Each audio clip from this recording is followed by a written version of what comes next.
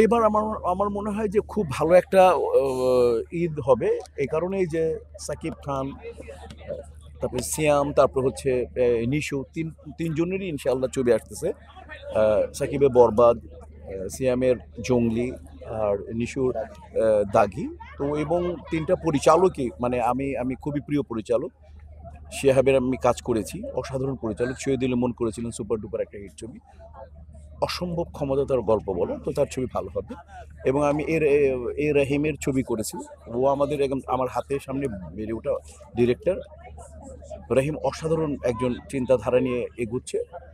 আর খুবই একজন মানে মানে কি বলবো, এত খুব খাটনি সম্পন্ন একজন নায়ক হচ্ছে আমাদের সিয়াম। ও যথেষ্ট পরিমাণে গেট আপ চেঞ্জ করেছে, ভালো লেগেছে।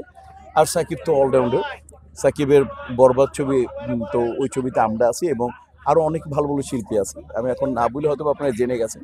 তিনটা ছবি হচ্ছে ইনশাআল্লাহ। আশা করি তিন ধরনের দর্শক দর্শক এবার বঞ্চিত হওয়ার কোনো সুযোগই নেই।